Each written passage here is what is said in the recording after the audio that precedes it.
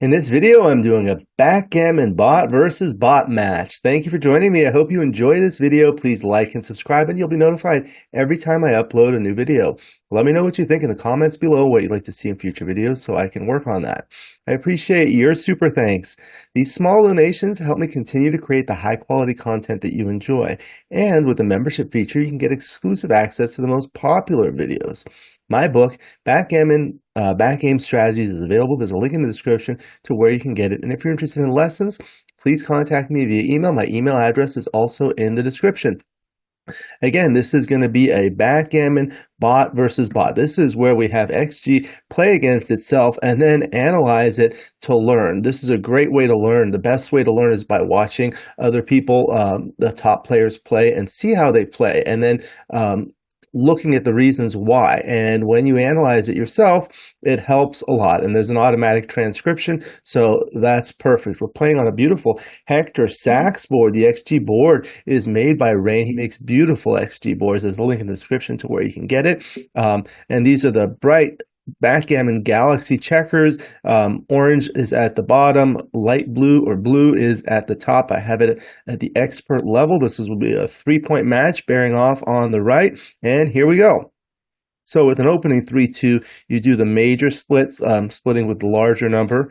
Now the 6-5 runs a back checker. That's the lover's leap. 3-1's a good roll. Makes the 5-point, better than making the 21-point. 6-5 runs another checker. Okay, so now orange is going to try to control the outfield. So bringing that down. That's a good roll for blue. Makes the bar point. Nice landing spot. Double 6. Okay, so now he can start running a little bit ahead in the race. 3-2 can bring 2 down. There you go. Now he's looking to hit in the outfield. Double 3 can't do that. So 1, 2, 3, 4. So makes the board and threatens that blot. 5-1's a good roll. Oh, it didn't make the 5-point. Okay, makes the blocking point because he's down in the race. That's very reasonable. It's trying to get out while you're ahead in the race, and that worked. So now orange is up by 12 or 10 pips. Doubles. You double a little bit more aggressively at 3 away, and takes. So typically, you want to double in a money game in a long race like this when you're around 100 pips with an 8% lead, redouble at 9% for a money game, and then you can take up to 12%. In matches, it's a little bit different. In a 3-point match, you don't have as much recube vig. That means on the redouble, you'll only get 3 points instead of 4 points. So that's a little different than money. And also, you really want to get to that Crawford game. So if you get to the 1 3 Crawford, that's good. So you can double more aggressively in non-gammonish positions at 3 3. So this is just a simple race, bearing off. 2-1 will bear off 2 checkers, and they're just rolling this out. 6-2, 6-5 will bear off 2 checkers. When you bear in, ideally you want to bear in to the high points, the 6, 5, and 4, and have this right triangle structure with the most checkers on the 6, then the 5, then the 4. That's the most efficient bear off structure. If you want to learn more about that, read Walter Trice, Backgammon Boot Camp. Okay, so now it's 2-0 Crawford, 1 3 Crawford. So at this score, you can afford to slot, and you counter slot with the 5-3 now covers that. 6-3 will cover like that and split that way. Okay, 6-1 makes the bar point on head, dances with a double 5. Now 3-1 trying to attack. Double 1's a good roll. 1, 2, 3, 4 hits loose. 5-4 hits another checker back and escapes. Double 3, another nice double. 4-3 makes the point on head. 6-1 comes in. Now blue doesn't need a gammon here. The reason for that is if blue wins this game, whether it's 1 point or 2 points, it'll be effectively the same because if blue wins 1 point, he's going to double automatically on the first opportunity next. So it doesn't gain much by winning a gammon here. 4-1's a good roll. Hits twice. All right, so now orange has the initiative. Double 6. Okay, he's going to cover and make the prime. 4-2. Okay, he's going to come out, Now orange has a full 6 prime, doesn't need to hit more checkers. He's hoping the blue structure collapses. See, he doesn't hit there. 6-5 is trying to make the board. Now here you have to be careful because you want checkers on the 6 point to comfortably play 5s, which are blocked from the 7 point.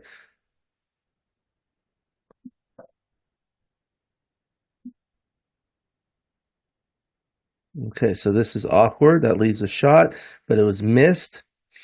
Okay, 6-3 comes in and dumps the checker behind. Now there's some bad rolls like 6-4, but 6-3 was okay. It was playable. 6-4 for blue. 5-3 leaves a shot. Here's the shot. Double 6 has to go with both checkers. Okay, so now it's a race, and orange is going to win this. We'll just let it roll out. Then we'll do the analysis.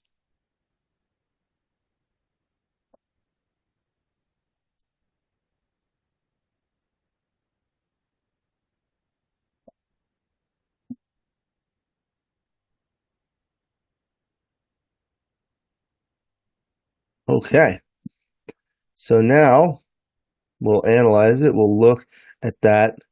They played very well. I'm going to put it on the arrow. Okay, so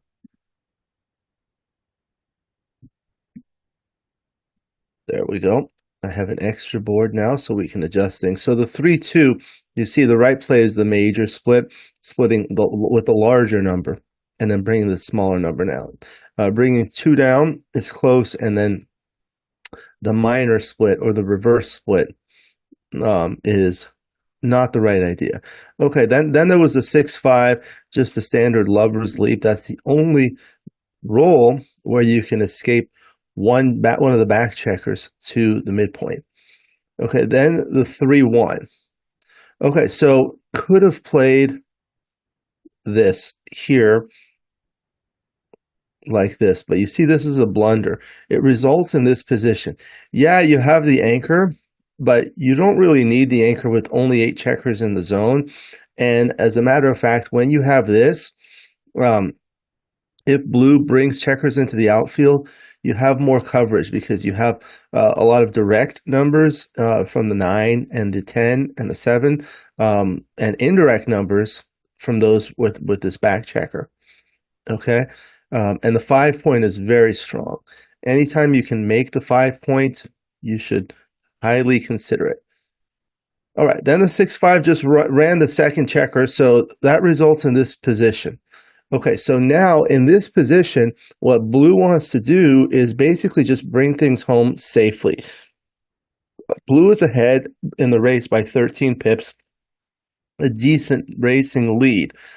So when you've escaped both back checkers, you really want to avoid getting a checker sent back. Okay, because that's like one of the primary goals early in the game, to get that back. So there are 4 primary ways to win in terms of strategies without the doubling cube. The first and simplest is winning in the race. Bringing the checkers home. Backgammon is easy to learn but hard to master. The winner is the one who bears off faster. So that's the first primary way to win. Other ways to win are to prime the opponent or attack the opponent or blitz. And if all else fails, you have a defensive strategy where you have checkers back with either an anchor or blots back there that serve as good control of the opponent's side of the board, hoping to hit a checker and then ultimately win yourself. Okay, then the 5-2. Okay, so let's go here. So now orange just wants to stay back here. Let's see, these ones were close too. You do the plus analysis. 11-4. Yeah, so basically what you're doing here as orange is just keeping these guys back to protect this side of the board and preparing your board by slotting on this side. Okay. Then there was a 6-1. That's a great roll. It makes the bar point like that. So that's a nice 3 prime, and it's a good landing spot. So you can roll like a 6-5 and bring 2 down, and even rolls like 6-2 and 5-2 now can bring it in, and then this one checker is not in direct range of either of these. So that's good. Now the double 6, it looks like this was an error. Let's take a look here. We'll do the plus analysis. We'll go to the initial here. So with the double 6, you're behind by 13. Orange is behind by 13 before this roll. So double 6 will give 24 pips. So then orange will be up by 11 after the roll. So when you're doing that, you basically want to get the checkers out because you're going to be ahead in the race now. Of course, you can't move this back checker, but you can bring this one checker out. And then what is it like? It likes this. Interesting. Staying here. The other thing I was looking at is, let's see.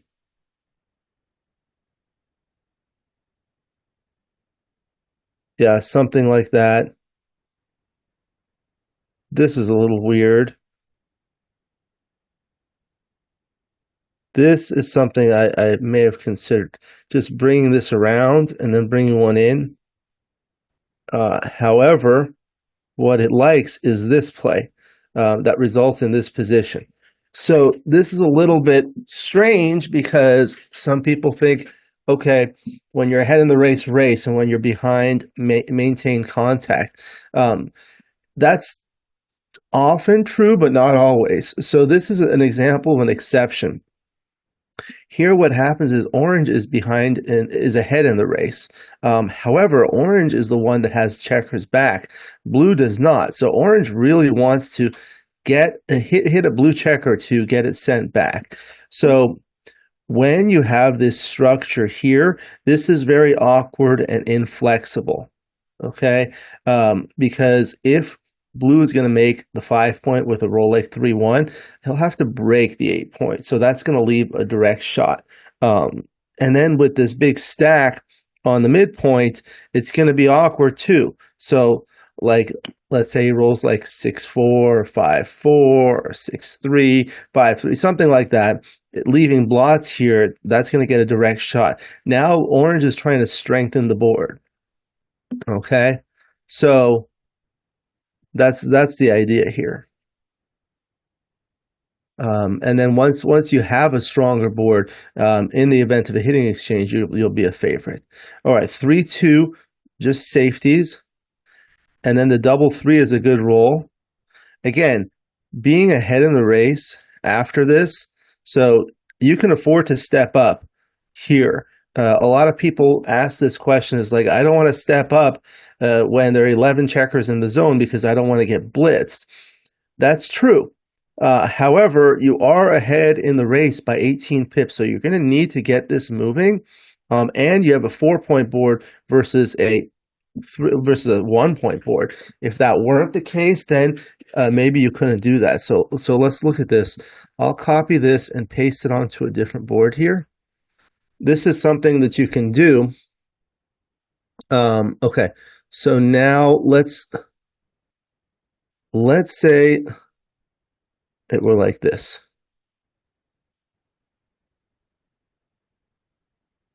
Let's see what happens. This is how you learn from XG.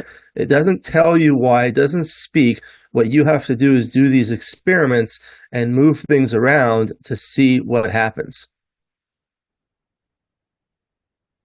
So still, it likes this, but there are a lot of other plays that are close. Because now here you only have a 3-point board. In the other position, you had a 4-point board. But any of them, you really need to get things moving. I think that's the idea here. That's the idea. You want to get things moving. Okay. Next is the 5-1. Okay, so this one was interesting.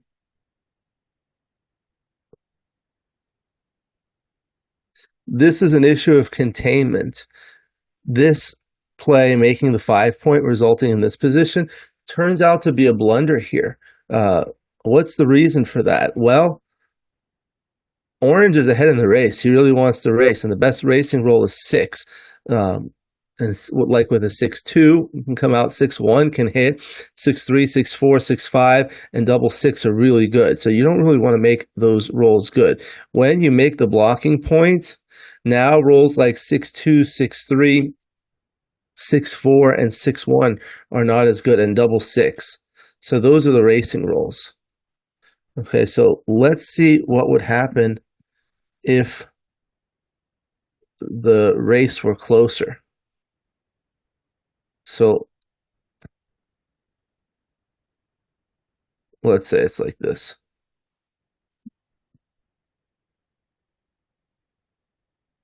Nope, still. You also don't want to, I guess you don't want to hit here. You do want to unstack here. Let's try like this. Still.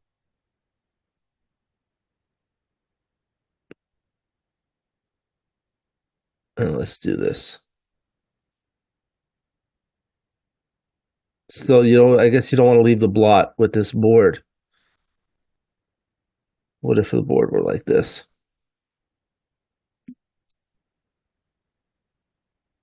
Still, you don't want to make that play.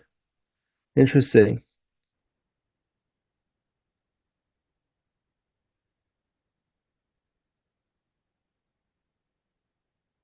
What if you had...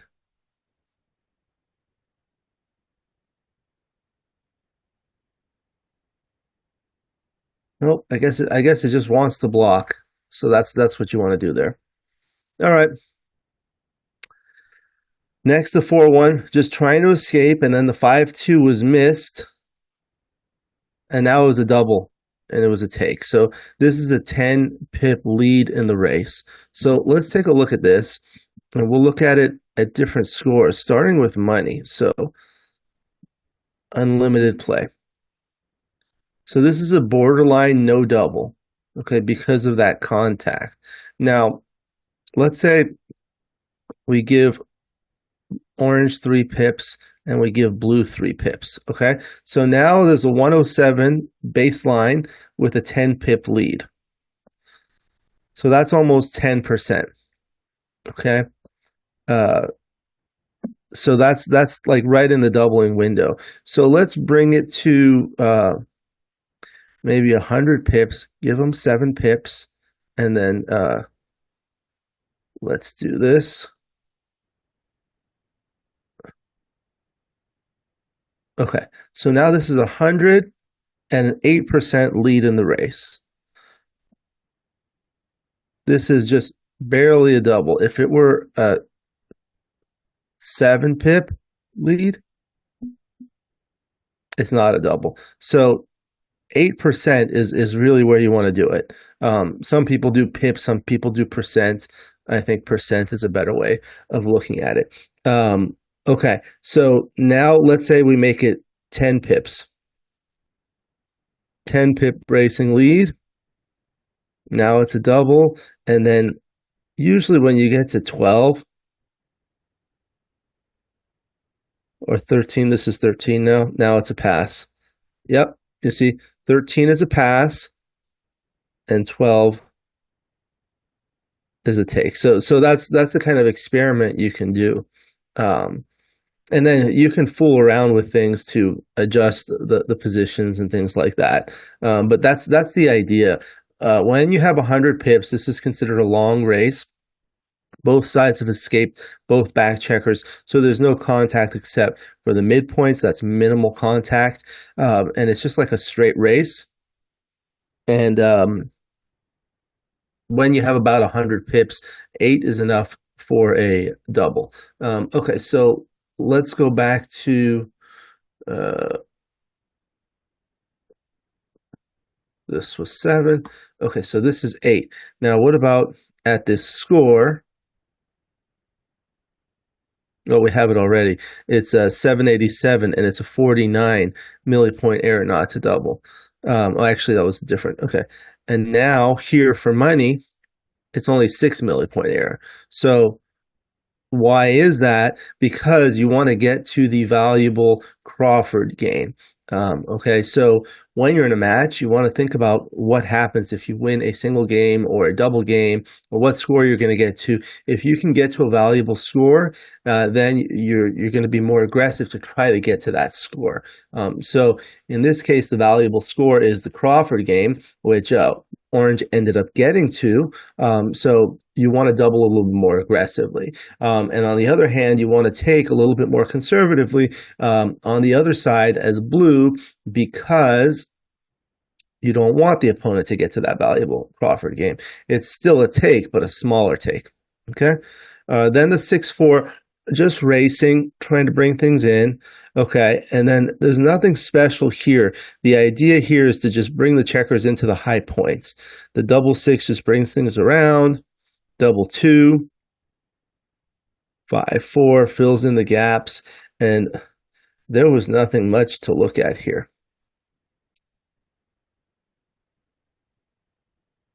Now we'll look at the second game, the Crawford game.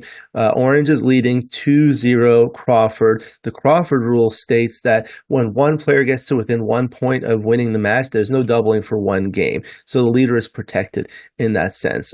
So here the match is to 3 points. Orange got to 2 points. That's one away from winning the match. So this is the Crawford game. There's no doubling. Okay, so with the 5-1, you could do this because you want to think about gammons, whether you win them, whether you lose them. This type of play wins slightly more games, so that's the DMP play. It's going to lose more gammons. You can see that here, but gammon losses don't matter. Okay. If Orange wins a single game, he wins the match. If he wins a gammon, he wins the match. So there's no difference. So there's no additional value. Okay, then with the 2-1, you can counter slot here. Then the 5-3 is a good roll because you can cover. 6-3. Okay, so this one was interesting because there were a number of options here with the 6-3. Of course, you want to cover, but you can cover with either the 6 or with the 3. And then it's a matter of whether you want to split. So it looks like the preferred play, and these were all very close, so it's not a big deal. You bring one down and you cover here, as opposed to this. So this results in this position. So here's what happens here is now this checker, you really wanted to use it to make an inner-board point, but now that the 5 point is made, you can't use this to make an inner-board point. But if you play like this, now you've used it. So now you don't really have this awkward wasted checker. The play that it made was splitting out to here and then making that. So now not only is this one awkward, but now the 6 can hit and 1 can hit. The other option was this. So the idea behind this is here you don't necessarily need to split. You don't care about losing a gammon. Splitting will help you anchor, but also there's a lot of checkers in the zone. You can get blitzed. Additionally, you're going to try to attack and make the 4 point or the 7 point, and now this checker on the 10 point is bearing directly on the 4 point, so that's good. Okay, so then the 6-1 was played by pointing on head, resulting in this position, and then the double 5 danced, then the 3-1. So now blue's trying to get out and then spread out the distribution. The double 1, that's a good roll. Okay, so let's see, these are very close. Yeah, it looks like it's okay to split this. So this results in this position. The preferred play was like this, not splitting the back checkers, but providing an additional covering number. Small difference, very small difference. But once you start looking at these small differences, you start thinking about things in different ways, and that helps you understand things. Okay, so 5-4, the 4 is force, and the 5 will come out. Now another double 3. It looks like a lot of these top plays are close. So let's see. It did this, resulting in this position, whereas the preferred play was this. So it doesn't mind splitting here, losing a gammon. You want this extra builder here as opposed to here. And this one allows you to more easily anchor higher. Okay. Then 4-3 makes the point on head, and 6-1 comes in and out. 6-2 is a great roll, comes out all the way. 5-3 is able to make the 16 point. 2-1 just brings the builder in. 2-1 slots the next point. 6-3 safeties this, it clears this point and just leaves a single blot. 6-1 is a good roll because it hits and covers. Now 6-3, so the 3 is forced, and you have to do this as a tempo play. Bringing this down is an error like this, resulting in this position, because what happens is now orange has the initiative. Look at all these attacking potential. Hitting with 4s and 5s or 7s, double 6 will hit, double 5 is great. Other rolls can cover the bar point and make a full 5 prime, a solid 5 prime. Okay, so you have to hit like this, resulting in this position. Now orange will need half the roll to come in. There are also 19 or 9 dancing numbers. Okay, and how would the dancing numbers otherwise play? Like 5s would dance here, but they would hit here. 6s dance here, but they would be able to make that point. Okay, so you kind of think about those things. All right, the 4 was a great roll. So after you hit, you want to hit again, despite the fact that you leave a loose blot there. I recommend reading Dirk Schieman's new book, To Hit or Not to Hit. That explains a lot of this stuff. 2-1 was forced. Okay, the double 6. Okay, so let's see this one here. So let's look at the initial position. Yeah, so you're going to come 1 here and 2 cover. The other option is to bring 13 to 7 twice, like this, resulting in this position. So now there's a full 6 prime. The other option was to point on head, make the 5 prime, but put 1 on the bar. What happens here is now if blue rolls a 6, there is the possibility that orange gets counter primed. But here, there isn't. Okay, and the 6-1 is highly duplicated or triplicated to come in and out or cover or hit. Okay, so that's the idea there. All right, and then 5-3. Oh, it played like that. It preferred this. These are close. This doesn't really matter. You're just trying to do the DMP play to try to make that prime. So now here, orange didn't really want to hit more checkers because blue wants to get checkers hit to make an anchor, and that'll help them win. So you'll see, like here, 4-2, orange doesn't want to hit here. And blue is leaving these blots to try to be hit, but orange does not want to hit these. Okay? 6-5 is covering, and then you just bring 2 down. Oh yeah, this one should have covered. Okay. 6-3. So one of the things that happens in these 2-point holding games is you want to clear from the rear, and then ultimately you're going to want to clear the bar point. You want to see what numbers are blocked. So right now, the highest point to clear is the 8 point. From that, 6s are blocked, so you can't move a 6. So what you want to do is have spares, additional checkers to comfortably play those numbers if you cannot, if they're blocked from here. So you have a 6 to play, but there isn't a 5 to play, so a 6-5 would leave a shot. So that's what you want to think about. And then when you're clearing the bar point, you want to have a checker on the 6 point, a spare, because from the bar point, 5s are blocked, so you can't play 5s. This would be really awkward if you have this position. Let's do this. Like, let's say this is cleared. Now, if you roll a 5, it's going to be forced to be played from here. Okay. And then the 5-4 was just bringing things in. 6-2, the 6 was forced again and couldn't cover. Couldn't come in with the 5-3, 4-2, cleans up. Okay, and again, here it prefers cleaning up from the bar point, so you don't run into that problem with the 5s. After you do this, the 6s are blocked, but you can play a 6 comfortably. Okay, and then 4-2 comes in. covers 6-4, has to leave a shot, misses with the double 2, 6-3 is reasonable. Another 6-3, 5-3 leaves a shot, couldn't hit with the double 6, and that was pretty much it. Orange wins the match. So that was the summary. Okay, so that was another Backgammon Bot versus Bot match.